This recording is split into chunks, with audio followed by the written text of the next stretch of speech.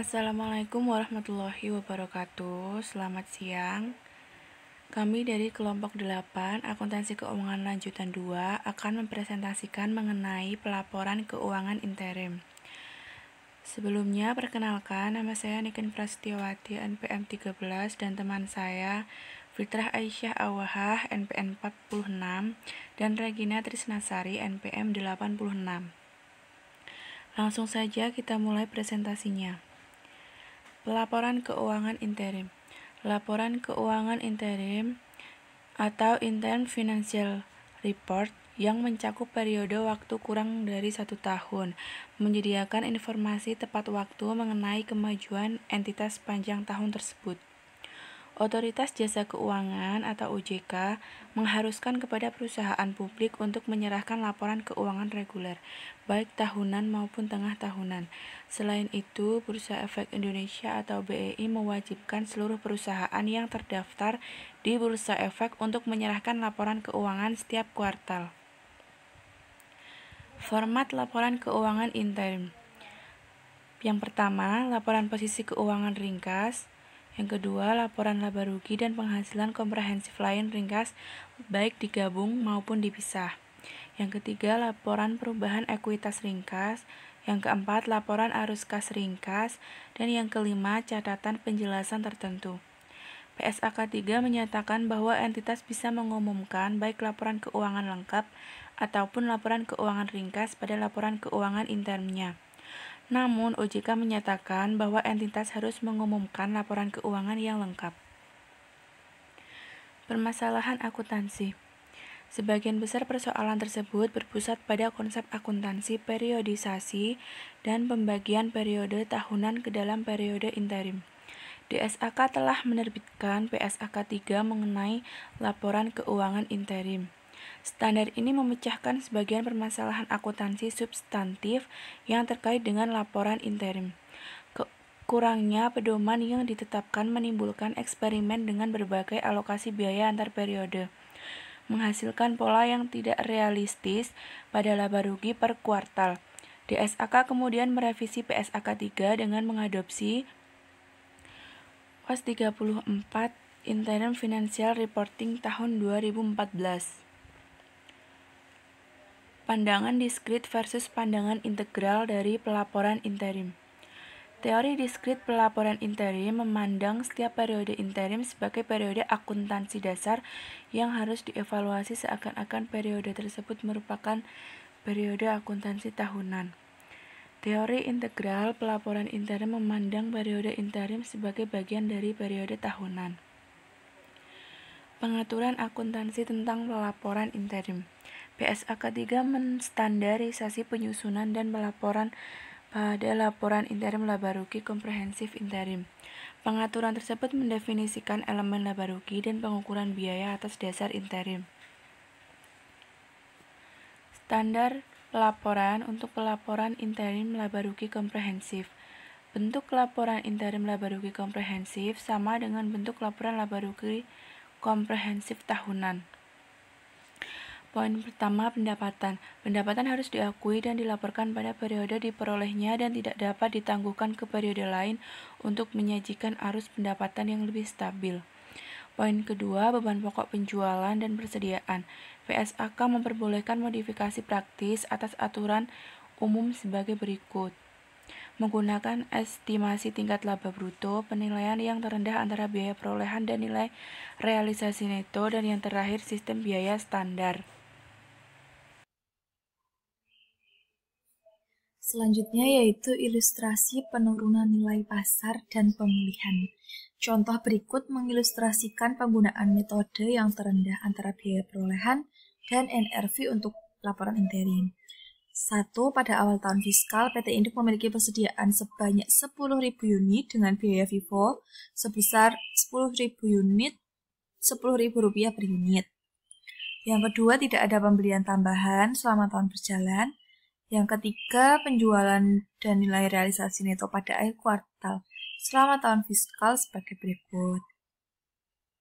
Kuartal 1-4 unit yang dijualnya itu sama 2.000 unit, kemudian Unit NRV-nya itu yang kuartal 1 7.000, kuartal 2 6.000, kuartal 3 7.000 lagi, dan kuartal 4-nya 11.000.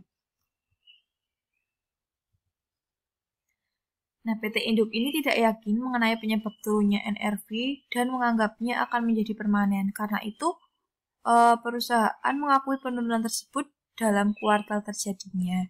Tidak ada pengakuan yang diperlukan jika penurunan tersebut diantisipasi berlangsung sementara. Nah, ini tuh merupakan analisis interim terendah antara biaya perolehan dengan NRV dari akun persediaan PT Induk, di mana tabel tersebut menyajikan perhitungan yang diperlukan untuk menyesuaikan akun persediaan PT Induk menjadi biaya terendah atau NRV. Nah, pada akhir tahun kuartal pertama, ini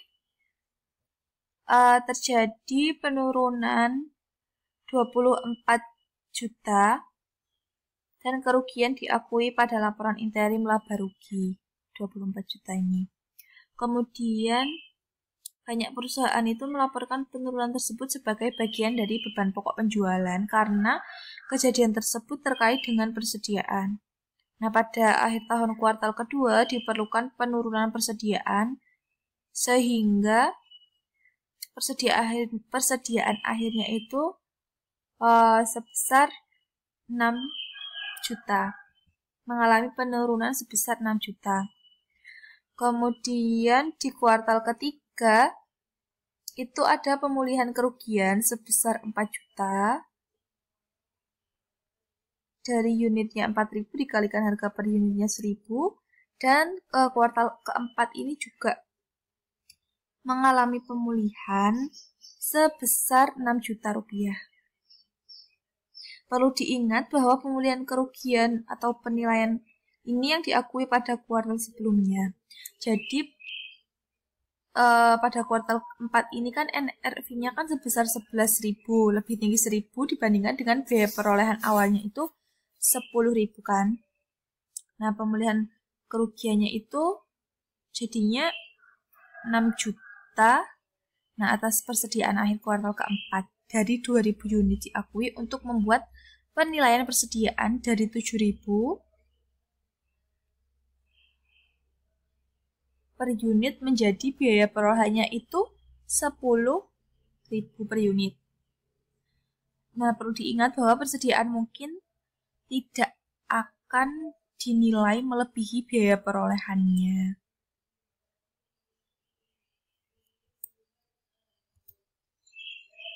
Nah, kemudian cara lain melihat pengaruh penurunan nilai adalah dengan menghitung jumlah yang akan dilaporkan dalam beban pokok penjualan setiap kuartal. Tabel perhitungan beban pokok penjualan setiap kuartalnya itu bisa dilihat kuartal pertama 2.000 unit dikalikan 10.000 unit. Kemudian persediaan akhir yang diturunkan itu 8.000 unit dikalikan 3.000 rupiah, itu hasilnya 44 juta dan seterusnya. Kemudian pada laporan interim itu kuartal satunya 44 juta rupiah, kuartal 2 20 juta, kuartal 3 8 juta, dan kuartal 4-nya juga 8 juta. Jadi totalnya itu ada 80 juta rupiah. Nah, untuk dapat berfokus pada poin utama dalam contoh tersebut, diasumsikan bahwa tidak ada persediaan tambahan yang diakuisisi selama tahun berjalan. Tentunya dalam praktik yang sebenarnya, sebagian besar perusahaan melakukan akuisisi persediaan secara terus-menerus. Nah, kemudian untuk persyaratan teknis yang relevan untuk pelaporan interim ini ada biaya dan beban lain-lain, di mana prinsip umumnya biaya dan beban harus dibebankan ke laba rugi interim dalam periode interim di mana keduanya terjadi.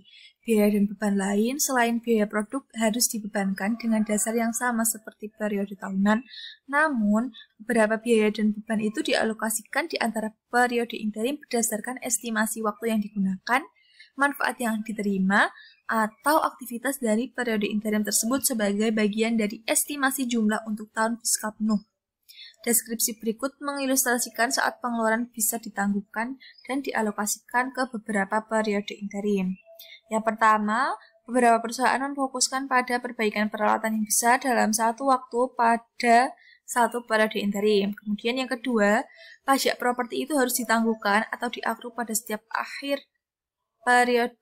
periode interim. Yang ketiga, biaya kampanye iklan besar harus dialokasikan pada periode interim yang mendapatkan manfaat dari biaya tersebut daripada diakui semata-mata dalam periode interim saat biaya itu terjadi. Nah, ini ilustrasi penangguhan dan alokasi dari biaya iklan. Jadi, diasumsikan 1 April awal kuartal kedua tahun fiskal konsolidasian PT Induk dan entitas anak timbul biaya kampanye iklan sebesar Rp20 juta diperkirakan akan memberikan manfaat untuk 3 kuartal terakhir. Penjualan konsolidasian untuk kuartal 2, 3, dan 4 diperkirakan sekitar Rp400 juta.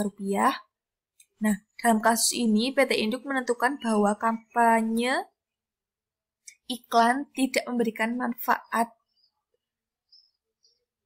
pada kuartal pertama, sehingga pengeluaran iklan selama tahun berjalan adalah 20 juta yang terjadi pada April.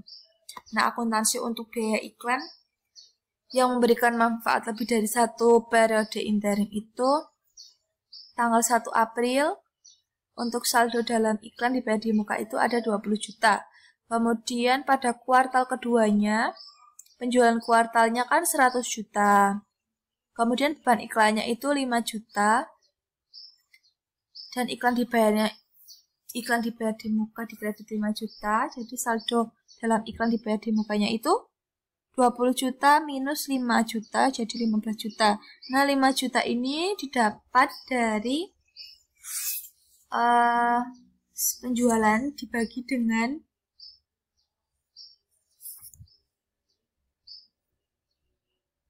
total, Nah, jadi penjualan dibagi dengan total penjualannya dikalikan dengan 20 juta ini.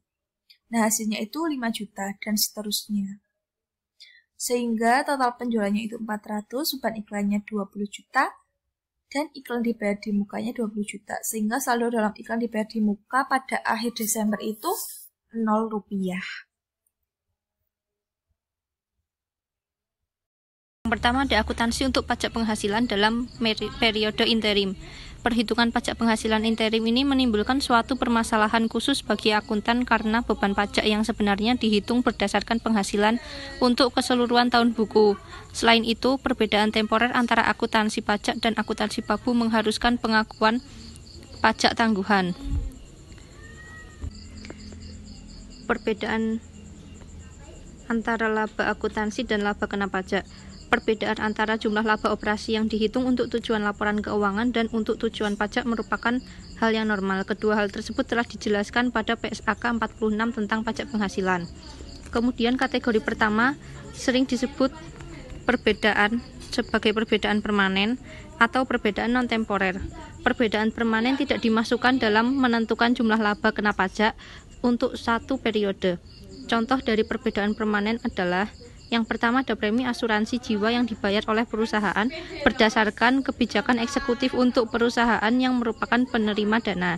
Yang kedua ada dana hasil asuransi jiwa yang dikumpulkan. Yang ketiga ada jenis tertentu denda atau penalti yang ditunjuk bukan sebagai beban yang dapat mengurangi pajak. Yang keempat ada penghasilan lain yang telah dikenai pajak final, misalnya penghasilan dividen. Kemudian item-item tersebut dimasukkan dalam laba rugi laporan keuangan, tetapi tidak dimasukkan dalam perhitungan laba kena pajak. Dengan demikian, laba akuntansi disesuaikan untuk item ini agar dapat menentukan laba kena pajak dalam periode interim. Kategori kedua biasa disebut dengan perbedaan temporer. Perbedaan temporer antara pengakuan transaksi untuk laba akuntansi dengan laba pajak menyebabkan adanya pajak tangguhan. Sebagai contoh, suatu pendapatan dapat diakui atas pajak sebelum atau sesudah periode di mana pendapatan itu diakui untuk tujuan laba akuntansi, atau beban dapat diakui untuk tujuan pajak dalam periode yang berbeda dari yang digunakan untuk tujuan laba akuntansi. Contoh dari perbedaan temporer yaitu yang pertama ada sewa diterima di muka. Ini dilaporkan pada pengembalian pajak dalam periode pengumpulan, tetapi sebagai pendapatan pada laba akuntansi dalam periode yang diperoleh. Yang kedua ada estimasi beban dan rugi. Dilaporkan menurut laba akuntansi saat akrual, tetapi pada pengembalian pajak dalam periode dibayarkan. Yang ketiga ada penyusutan dipercepat pada pengembalian pajak dan penyusutan garis lurus pada laporan laba rugi. Itu selisih antara beban penyusutan pada laba akuntansi dengan laba kena pajak. Yang keempat yaitu merevaluasi persediaan mana yang lebih rendah antara biaya perolehan atau nilai realisasi neto pada laporan keuangan. Kemudian ada ilustrasi pajak untuk periode interim. Ini mengilustrasikan perhitungan pajak penghasilan. Dalam contoh ini bahwa penyesuaian seperti perbedaan antara akuntansi pajak dan akuntansi pabu diperlukan untuk menentukan pajak penghasilan untuk kuartal pertama tahun fiskal 20X1. Kemudian perhitungan pajak penghasilan untuk kuartal kedua terpisah dari kuartal pertama. Berdasarkan pada laba rugi pada kuartal kedua, perusahaan menghitung pajak penghasilan menggunakan tarif pajak yang berlaku.